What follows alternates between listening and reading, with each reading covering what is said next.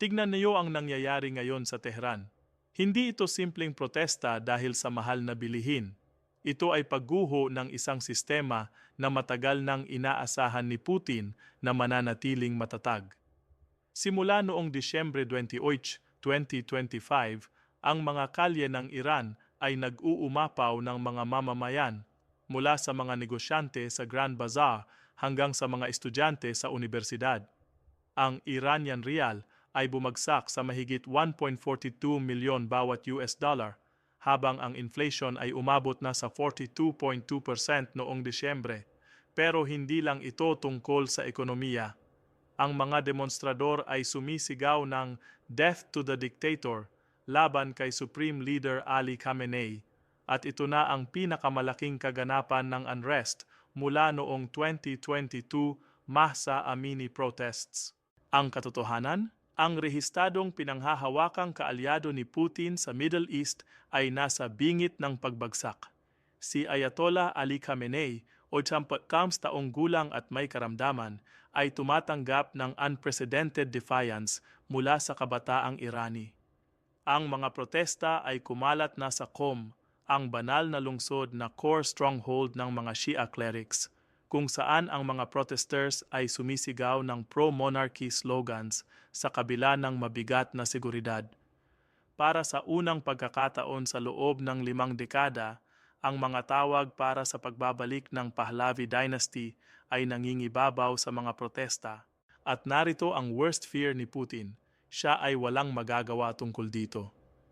Sa kabila ng kanilang 20 taong Strategic Partnership Treaty na nilagdaan noong Enero 2025, walang mutual defense clause ang kasunduan. Sinalaysay mismo ni Putin ito noong Hunyo 18. Ang Moscow ay gumawa lamang ng rhetorical condemnations laban sa Israel at US habang nag-aalok ng mediation, pero hindi aktwal na militar na tulong. Bakit? Dahil kailangan ni Putin ang lahat ng kanyang mga sandata para sa patuloy na agresyon laban sa Ukraine. Tandaan nyo, noong bumagsak ang Syria ni Assad noong 2024, nakita na natin ang limitasyon ng Russian protection. Ngayon, habang ang Iran, na nagbigay ng libu-libong Shahed attack drones para sa Russia sa Ukraine, ay humihingi ng tulong, natatakot ang Kremlin sa posibilidad ng regime collapse sa Tehran dahil ito ay seryosong makakapinsala sa strategic position ng Russia sa Middle East. Ang leksyon dito ay malinaw. Sa geopolitics, walang permanenteng kakampi, mayroon lamang permanenteng interes. Ang Iran ay natututo ng mahirap na katotohanan na kahit ang mga alyansa ay may presyo. At habang patuloy na lumalaki ang mga protesta, may mga ulat na may 3 protesters na napatay na ng security forces. Ang mundo ay nanonood kung gaano karaming strategic partnership ang tunay na nagkakahalaga sa mata ni Vladimir Putin. Kaya alam nyo ba kung bakit talagang kinakatakutan ni Putin ang nangyayari sa Iran ngayon? Hindi ito simpleng diplomatic concern o public relations problem. Ito ay existential threat sa kanyang buong geopolitical strategy. Hayaan niyo akong ipaliwanag kung bakit. Tignan nyo, ang Russia at Iran ay pumirma ng Comprehensive Strategic Partnership noong Enero 17, 2025. Ito ay 20-year treaty na puno ng magagandang salita tungkol sa military cooperation, economic ties, at mutual support. Si Putin mismo ang nagsabi noon na ito ay real breakthrough sa kanilang bilateral relations. Pero ang tanong na hindi nila sinagot sa press conference na iyon ay ito: may mutual defense clause ba ang treaty? Ang sagot ay wala, at ito ang pinakamahalaga sa lahat. Sa pag-amin mismo ni Putin noong Hunyo 18, wala silang obligasyong protektahan ang isa't isa kung sakaling may atake. Ito ay strategic partnership na walang tunay na guarantee, isang alyansa na may asterisk. At ngayon, habang ang Iran ay nasa bingit ng pagguho, nakikita natin kung ano talaga ang halaga ng paper na iyon. Wala. Ang Moscow ay nag-issue lamang ng rhetoric condemnations laban sa Israel at United States nag-offer ng mediation services pero walang actual military assistance. Bakit? Dahil si Putin ay desperado na sa Ukraine. Lahat ng kanyang troops, lahat ng kanyang weapons, lahat ng kanyang resources ay nakatuon sa kanyang failing invasion. Wala siyang maiambag kay Iran kahit gusto niya. Ito ay strategic impotence dressed up as diplomatic restraint. Pero mas malalim pa ang problema. Ang Iran ay hindi ordinaryong ally ng Russia. Si Tehran ay naging critical supplier ng Shahed attack drones na ginagamit ng Russia laban sa Ukraine. Libu-libong Iranian drones ang bumomba sa civilian infrastructure ng Ukraine, power plants, water facilities, residential areas. Ang Iran ay naging armorer ni Putin sa kanyang war of aggression. At ngayon na kailangan ni Iran ng tulong, tahimik lang si Putin. Ito ang ultimate betrayal sa geopolitics at sigurado akong napapansin ito ng mga Iranian people. Ang nangyayari sa kalye ng Tehran ay hindi na simpleng economic protests.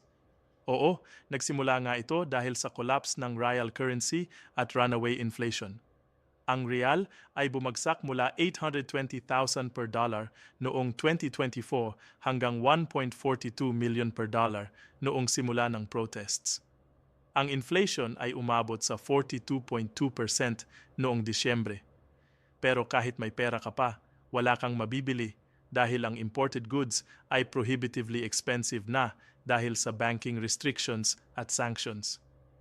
Ang mga pamilya ay gumagamit na lang ng locally grown agricultural products at family support networks para mabuhay. Ang average na Iranian worker na kumikita ng $300 per month ay struggling na para lang magbayad ng rent at school fees. Ito ang humanitarian crisis na dulot ng decades ng mismanagement, corruption at strategic miscalculation. Pero ang talagang nakakagulat dito ay ang political evolution ng protests. Ang mga demonstrators ay sumisigaw na ng death to the dictator laban kay Supreme Leader Ali Khamenei. Ang mga slogan ay umabot na sa calls for regime change at return to the Pahlavi monarchy. Sa Qom, ang holy city na core stronghold ng Shia clerics, may mga protesters na sumisigaw ng pro-monarchy slogans sa kabila ng heavy security presence. Ito ay unprecedented. Ang Qom ay religious heart ng Islamic Republic. Kung nawala ang suporta ng Qom, nawala na ang legitimacy ng clerical regime. At tingnan nyo kung sino ang mga protesters.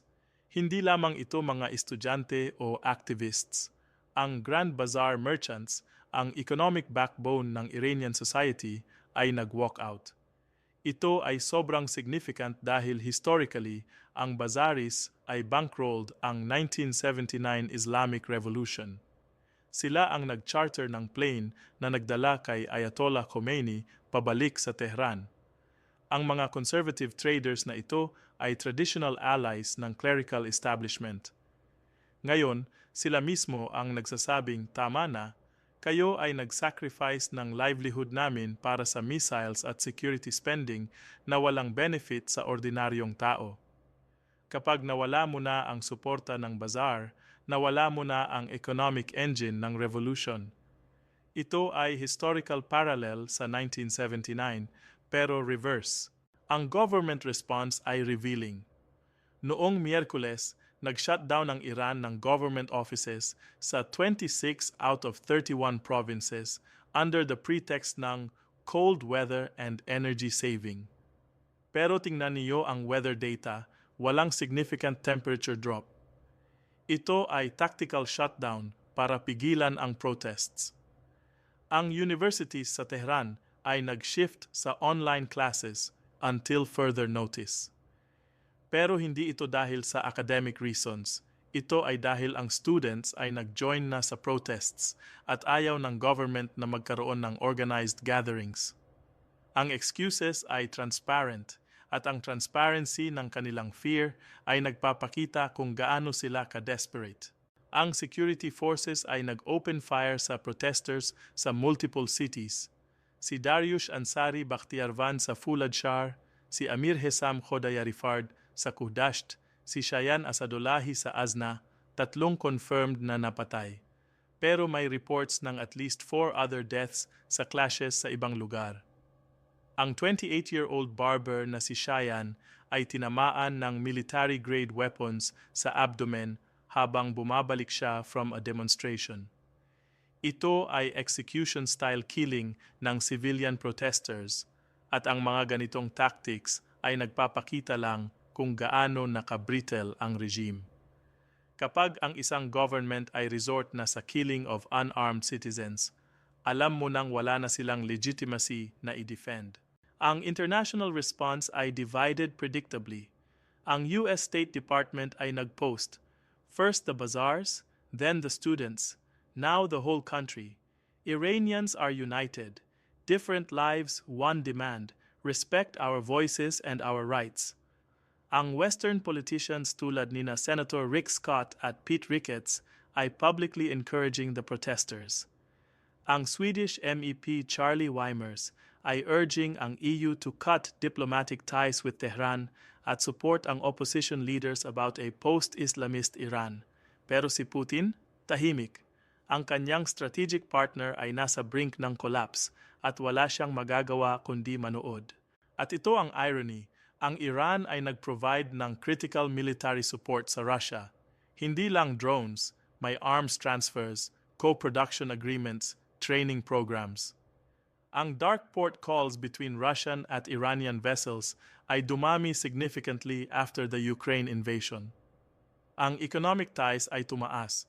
Bilateral trade ay umabot na sa $3.77 billion between January and October 2024, up 15.5%. Ang Iran ay nag-instruct pa sa Russian officials kung paano mag-evade ng Western sanctions based sa kanilang decades ng experience. Ito ay comprehensive partnership sa practical terms, pero walang mutual defense, walang guarantee, walang protection. Tingnan niyo ang pattern. Noong bumagsak si Assad sa Syria noong 2024, ano ang ginawa ng Russia? Wala. Nag-offer sila ng asylum kay Assad pero hindi nila dinepensahan ang regime. Ang Kremlin-backed government ay bumagsak in a matter of days dahil ayaw ni Putin na mag-commit ng troops. Ang kanyang airbase sa Khmeimim at naval base sa Tartus ay na-compromise. Ngayon sa Iran, same story. Noong June 2025, after ang US airstrikes sa Iranian nuclear facilities, ang Iranian Foreign Minister Abbas Araghchi ay nag-rush sa Moscow para makipag-meeting kay Putin. Si Putin ay nag-condemn ng attacks as unprovoked aggression, pero wala siyang specific assistance na nag-offer. Ang Kremlin spokesman Dmitry Peskov ay nag-mention ng willingness to mediate, pero walang concrete military support. Ito ay diplomatic theater na walang substance. Ang mga Iranian officials ay nagsasalita na.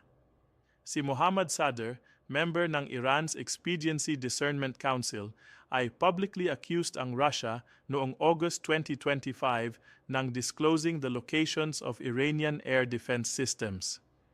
Siya mismo ang nagsabi na ang strategic alliance with Moscow ay worthless. Ito ay damning statement from someone inside the Iranian power structure. Kapag ang insiders na mismo ay nagsasabing walang kwenta ang alliance, alam mo nang may malaking problema. Ang economic fundamentals ay dire.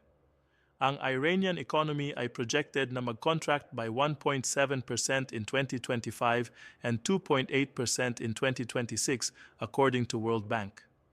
Ang oil sector na traditionally 70% ng exports ay under renewed threat. Kahit ang China na largest oil buyer ng Iran ay pwedeng mag-cut ng imports o mag-demand ng steeper discounts para avoid confrontation with Washington.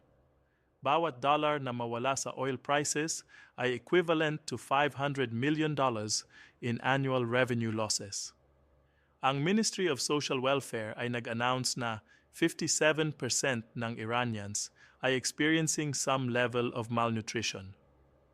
Ang 50% ng males aged 25 to 40 ay unemployed and not even looking for employment.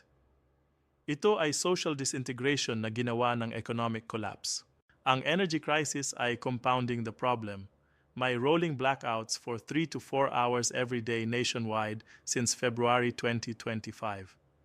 Kahit yung corruption ay exposed na, ang Islamic Revolutionary Guard ay kontrolado ang energy sector at significant proportion ng oil ay sinismuggle abroad at ang funds intended for the sector ay sinisiphon ng Guard.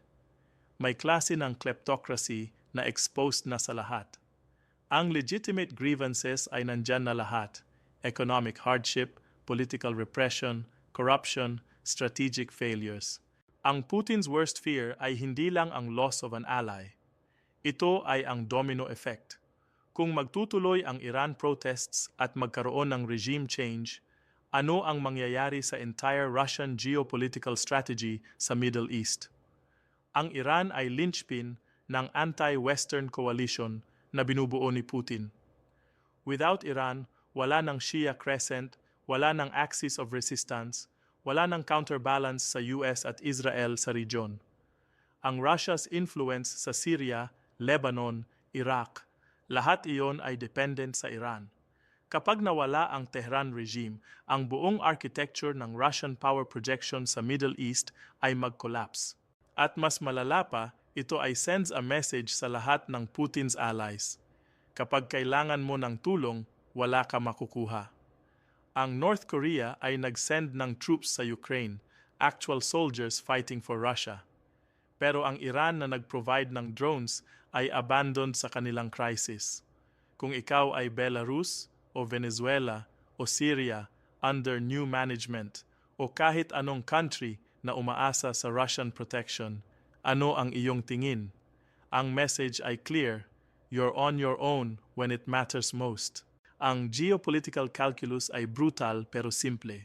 Ang Russia ay overextended sa Ukraine at wala ng capacity para protektahan ang allies. Ang Iran ay nag-discover ng limits ng Kremlin support, same as Armenia, same as Syria. Ang mga strategic partnerships ay worthless kung wala ka military capability to back them up. At si Putin ay wala na. Ang kanyang army ay struggling sa Ukraine, ang economy niya ay sanctions battered, ang domestic support ay eroding. Siya ay paper bear na pretending to be a superpower, at ang Iran crisis ay exposing ang reality. Kaya ang worst fear ni Putin ay ito: ang world ay makikita na ang emperor has no clothes. Ang Russian guarantee ay walang halaga. Ang strategic partnerships ay empty promises. At kapag nakita ito ng lahat, ng China, ng India, ng Global South countries na naging receptive sa Russian narrative, ang diplomatic isolation ng Moscow ay magiging complete. Hindi ka pwedeng maging pole sa multipolar world kung hindi mo kayang protektahan ang sarili mong allies. At yan ang nakikita natin ngayon sa Tehran streets.